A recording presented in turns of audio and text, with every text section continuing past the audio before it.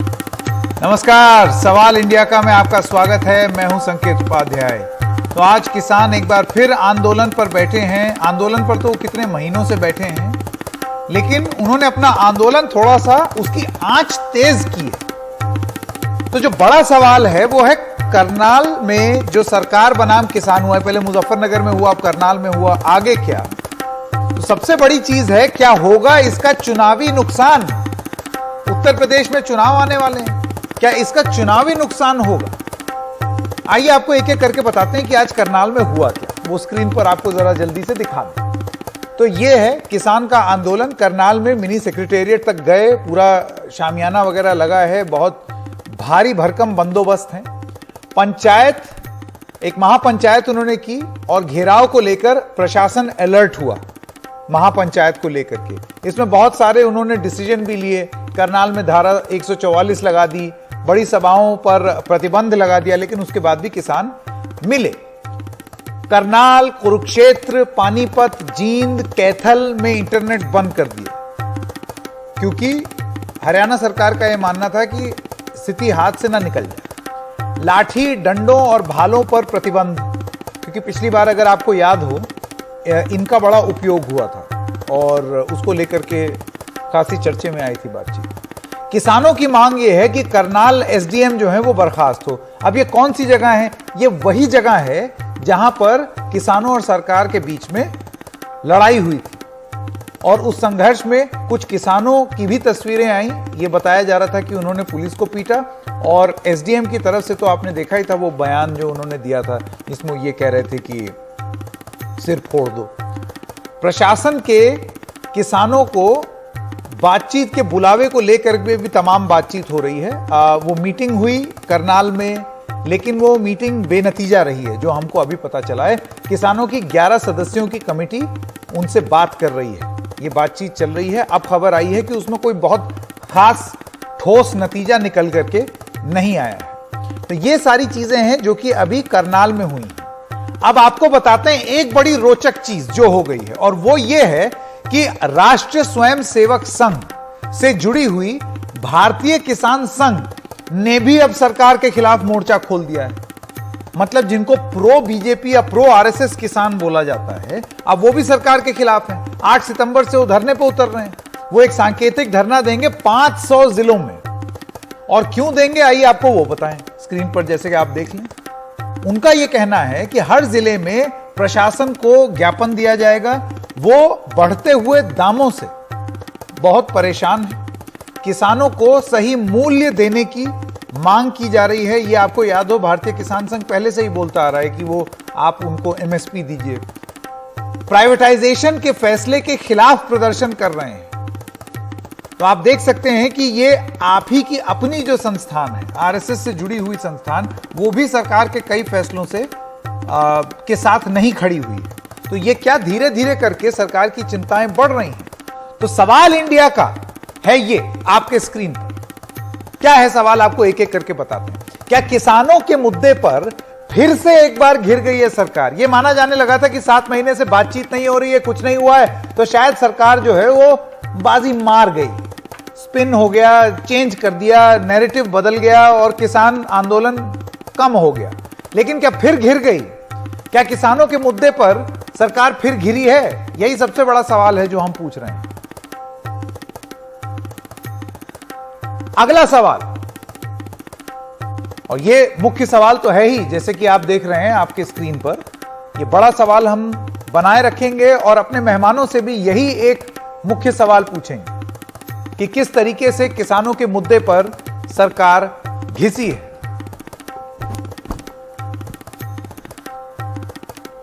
मैं स्वागत करना चाहता हूं आज हमारे मेहमानों का, जिनसे सवाल हम यही पूछेंगे कि क्या किसानों के इस मुद्दे पर सरकार पूरी तरीके से घिरी है, और एक सवाल उत्तर प्रदेश के संदर्भ में भी, और वो ये है कि अब देखिए यूपी में चुनाव होने वाले हैं, तो क्या इसका खामियाजा उत्तर प्रदेश में योगी सरकार को उठाना पड़ सकता है?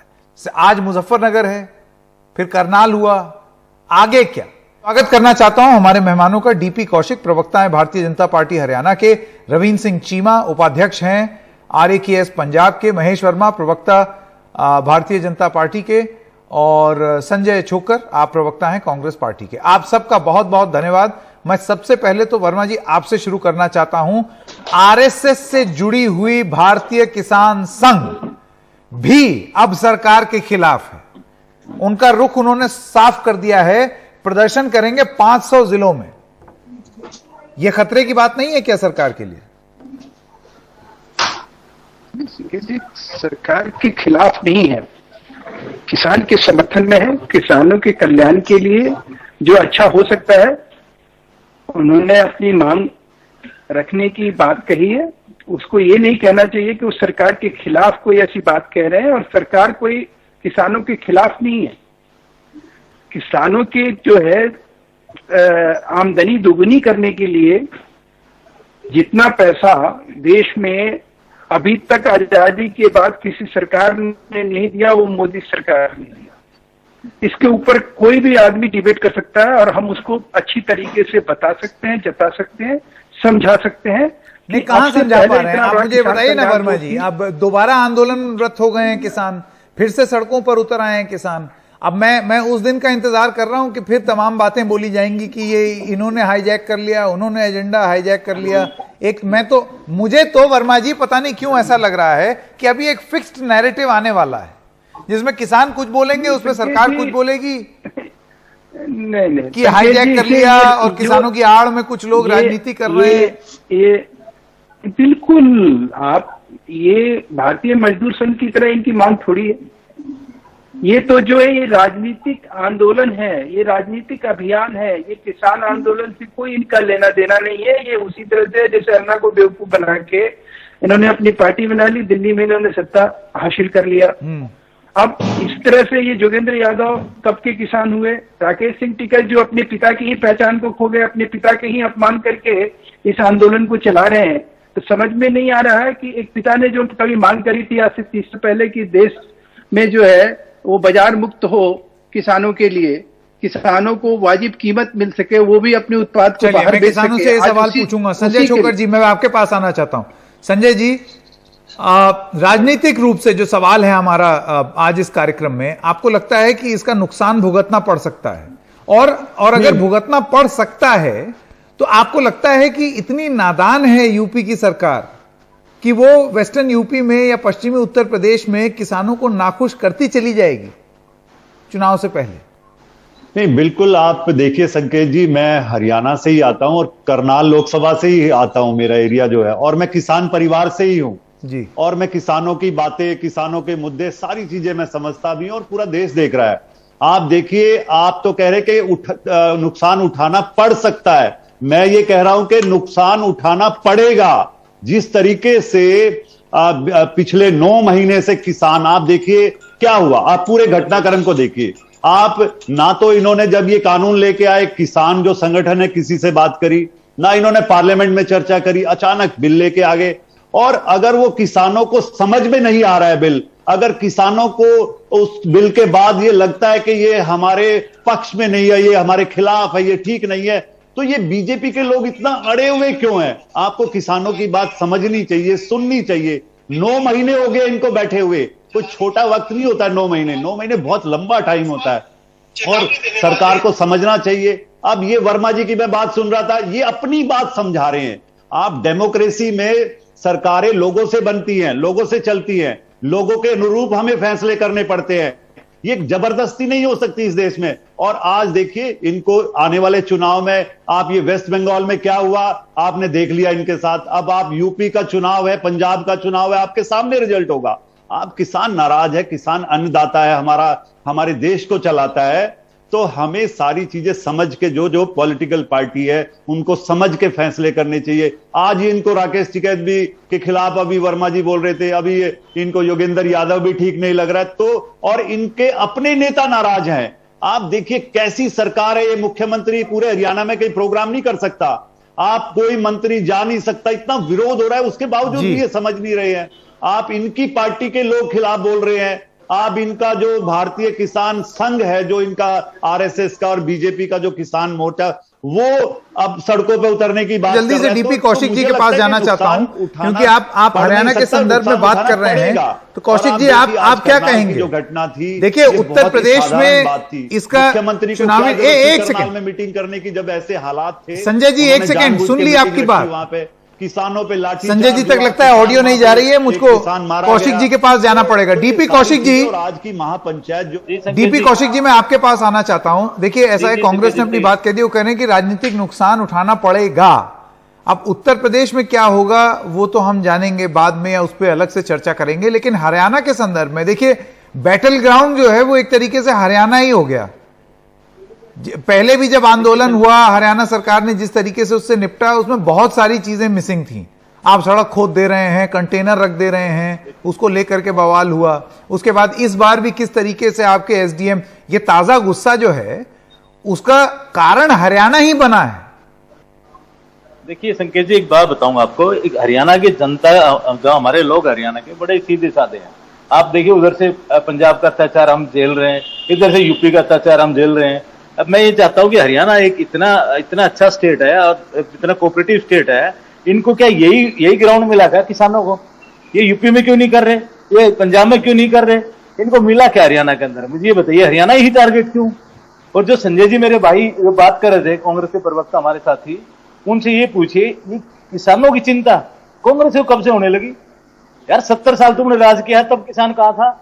आज तुम ये देख रहे हो कि हमने तो एक वादा किया है कि 2022 तक किसान की आमदनी दुगनी करेंगे, और हम उसी पैटर्न पर काम कर रहे हैं। आज देखिए देश के अंदर सबसे ज्यादा बजट एलोकेटेड अगर है तो वो किसान हमारा इसका एग्रीकल्चर का है। पहले कभी इन्होंने सोचा कांग्रेस वालों ने? नहीं कौशिक जी, फिर क्यों किसान नाराज है? देखिए अगर आप कह रहे हैं कि कोई दिक्कत ही नहीं है, तो देखिए ये वही बात हो गई जो कार्यक्रम के शुरुआत में हम कह रहे थे कि फिर अभी वही पिछले साल वाली बात आ जाएगी कि ये कुछ मुट्ठी भर किसान हैं, ये मुट्ठी भर लोग हैं जिनको राजनीतिक रूप से इस्तेमाल किया जा रहा है, इनके पीछे राजनीतिक दल है। और इसी श्रृंखला में वो दिन दूर नहीं जब इंटरनेशनल कॉन्स्पिरेसी और तमाम उस तरीके की बात की जाएगी। धुरंधर है मीडिया को, सबको पता ये क्या प्री प्लान किया गेम है ये सारा। नहीं सबको पता, ये जरूर पता है कि बोला क्या जाएगा, वो सही में है या नहीं ये नहीं मालूम कौशिक जी। जैसे अंतर्राष्ट्रीय एजेंडा वाली बात बस आने ही वाली है, इस आंदोलन को थोड़ा सा तूल पकड़ने दीजिए, अभी आप ही बोलेंगे कि इसके पीछे कोई विदेशी हाथ लगता है। नहीं विदेश सर, अभी पहले हिंदुस्तानी हरियाणा जो पंजाब यूपी वाले, इनसे तो उल्टे हम लोग यही इस आंदोलन को भड़का रहे हैं। जबकि मैं कहता हूँ इनका इतनी हिम्मत है, वो दोनों स्टेटों में क्यों नहीं जा रहे? वो हमारे हरियाणा के लोगों में हमारा भाईचारा खराब। रविंदर सिंह चीमा जी पड़ी हुई, बताइए मुझे। चीमा जी, आपने सुना कौशिक साहब का यह कहना है कि एक उनका जो शांति प्रिय हरियाणा प्रदेश है जिसमें कोई दिक्कत नहीं थी, उसमें यूपी और पंजाब के किसानों की आड़ में खड़े होने वाले कुछ लोग हैं जिन्होंने अशांति पैदा की है उनके हंसते खेलते और प्यारे हरियाणा में। क्या कहेंगे आप? संकेत जी, जहां तक कौशिक जी कह रहे हैं, मैं उनको सुना है, वर्मा जी को भी सुना है और डीके जी को भी सुना है। मुझे इस बात का बड़ा दुख है कि असलियत को नजरअंदाज करके झूठ को सच बनाने के लिए क्यों इतना प्रवक्ता जो है यत्न करते हैं। ये अंदरूनी तौर पे अपनी पार्टी में बैठकर इस बात के लिए क्यों नहीं कहते कि अगर हमसे कोई गलती हो गई है उसको सुधार लें, उसको सुधारने में कोई किसी को परेशानी नहीं होनी चाहिए। जहां तक पंजाब की मैं बात करता हूं और हरियाणा की बात करता हूं, संकेत जी, कौशिक साहब को इस बात की जानकारी होनी चाहिए कि इन कानूनों का सबसे जो दुर्व्यवहार हो रहा है इन कानूनों के लिए, और जो सबसे ज्यादा जो किसान जो है वो परेशान हो रहे हैं, वो पंजाब और हरियाणा के इसलिए हो रहे हैं कि एमएसपी चली जाएगी प्राइवेट कंपनियों के हाथों।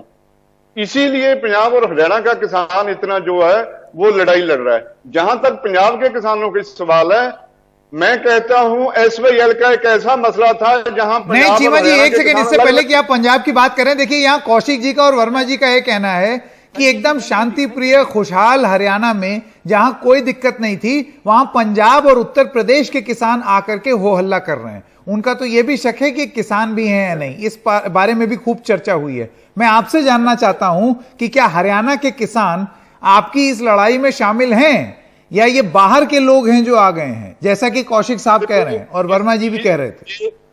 ये वर्मा जी को और कौशिक जी को भ्रम नहीं पालना चाहिए कि हरियाणा में जो है वो शांति है और शांति प्रिय लोग हैं। ठीक है, अपने आप में भी शांति प्रिय लोग हैं, हरियाणा में भी हैं, लेकिन अपने हकों के लिए लड़ने में पंजाब और हरियाणा ये दो सूबे ऐसे हैं जो हमेशा हर लड़ाई में आगे होकर लड़ते रहे हैं। जब देश के लिए आजादी की लड़ाई थी तब भी ये लड़े थे। तो अब जितने लोग हिट हुए हैं वो तो हरियाणा के हैं जी, जिनका सिर फुड़ा है वो भी हरियाणा का है। तो पंजाब इसमें देखो, पंजाब के किसानों की हरियाणा के किसानों की एकजुटता है, इसमें कोई शक नहीं है। हम ये नहीं कहते कि हम हरियाणा के साथ नहीं है और हरियाणा के किसान ये नहीं कहते कि हम पंजाब के साथ नहीं है। हम जो राष्ट्रीय स्तर पर एक हैं, और लेकिन हम एक बात ये कहते हैं, चीमा जी देखिए एक बात में डिस्टर्ब हाँ, एक सेकंड चीमा जी खत्म कर लें, उसके बाद मैं आता हूं। कौशिक जी आऊंगा आपके पास, एक सेकंड अपनी बात कर लें। हाँ देखिए संकेत जी, मैं एक बात कहना चाहता हूं। एक IAS ऑफिसर ओपनली ये कहे कि सिर फोड़ दो। मैं आपको ये बेनती करनी चाहता हूं आपके माध्यम से कि IAS IPS को और पुलिस ट्रेनिंग में ये सिखाया जाता है कि अगर आपने लॉ एंड ऑर्डर को कंट्रोल करना है ना, तो कभी सिर पे हिट नहीं करना किसी को, टांग पे करो, बाजू पे करो, ये सिखाया जाता है। और एक IAS ये बोले कि सिर फोड़ दो और उनका सिर फूट गया और उसके बाद उसकी डेथ हो गई। अगर हम ये मांग करते हैं कि उसके खिलाफ ये मुकदमा दर्ज करना चाहिए, तो इसमें सरकार अगर उसका मतलब इंसाफ देना नहीं चाहती किसानों को, ये भी नहीं देना चाहती, कानूनों की एक करके। कौशिक जी मैं पहले आपके पास आना चाहता हूं, उसके बाद वर्मा जी। आपने सुना चीमा साहब का क्या कहना है? उन्होंने ये बोला है कि आप एक्शन क्यों नहीं ले रहे हैं। अगर आप एक्शन नहीं लेंगे तो ऐसे लगेगा कि आप जस्टिफाई कर रहे हैं। हालांकि मुख्यमंत्री ने ये जरूर बोला कि शब्दों का चयन बेहतर हो सकता था, लेकिन क्या इतना बोल देना काफी है? संकेत जी एक बात बताऊंगा, जैसे मेरे बड़े भाई चीमा जी बात कर रहे थे, मुझे बड़ा अच्छा लगा। उनको हमारे हरियाणा की इतनी चिंता है, हम भाई भाई हैं। अरे यही हम कह रहे हैं, आप हमारे बड़े भाई हैं, फिर हमारे साथ इतना अत्याचार क्यों? हम भी तो किसान हैं। आप सीधा पानी क्यों नहीं दे रहे? सुप्रीम कोर्ट ऑर्डर के बाद भी आपको हमारे ख्याल नहीं है। हम तो छोटे भाई आपको शुरू से ही बोल रहे हैं, लेकिन आप लोग क्या दे रहे हो हमारे को? हरियाणा को पानी की वजह से खत्म कर रहे किसान को, और यहाँ के अब ये जो किसान थोड़ा मोटा बिजनेस कर रहे थे, खेती कर रहे, उसको आप ये डिस्टर्ब कर दिया आपने। दूसरी बात SDM की बात है सर, चीमा जी मैं बताऊंगा, SDM के बारे में नोटिस उसी टाइम इस सरकार ने इश्यू कर दिया गया था, जांच पड़ताल की जाएगी, और ये आपको भी पता है कानून क्या होता है, और जो भी अगर दोषी है उसमें नहीं। कौशिक जी या तो फिर आप मुझे बताएं, देखिए ये तो साफ साफ बात करनी चाहिए, यहाँ सवाल यही पूछा जा रहा है, और वो साफ बात ये है कि अगर किसान इतने खुश हैं और उनको बिल्कुल कोई दिक्कत नहीं है, तो फिर आपको क्या लगता है ये लोग कौन है? इतनी भारी मात्रा में जो लोग करनाल में, मुजफ्फरनगर में, और अब जैसा इनका कैलेंडर बन रहा है और जगहों पर इकट्ठा होंगे, ये किसान नहीं है? संकेत जी मैं आपको बताऊं, मैं एक छोटा किसान हूं, ज्यादा नहीं, मेरे 50-60 एकड़ जमीन है। मैं ये बताता हूं, मैं अपने घर से कितने दिन बाहर रह सकता हूं, मुझे इतना बता दीजिए। अगर मैं एक किसान हूं सही मायने में, तो किसान की हालात आपको पता है, क्योंकि 70 साल में जो कांग्रेस ने की है। अगर वो किसान एक साल अगर बाहर रह सकता है, तो मैं इसको किसान को आप मानने को तैयार होंगे? क्या घर में उसके बच्चे कैसे काम कर रहे होंगे, उसके गाय भैंस भी होगी, खेती कौन संभाल रहा होगा? अब ये नया ड्रामा लेकर आएंगे, बोलेंगे नहीं हमने ड्यूटी लगा रखी हर किसान में 10-10। यार कौन आज किसके का काम आता है, कौन जाता है? मैं नहीं मानता जी ये किसान है। किसान यूनियन के बहाने राजनीतिक रोटियां सेक रहे हैं विपक्ष वाले, और उनका धरातल पर इस जल्दी से एक एक करके जवाब ले लेते हैं। पहले चीमा जी का, उसके बाद संजय जी। चीमा साहब, सवाल आप पे ये उठाया जा रहा है कि अपना खेत को अगर आपने पीछे छोड़ दिया तो फिर आप काहे के किसान हुए? देखो, यहां तक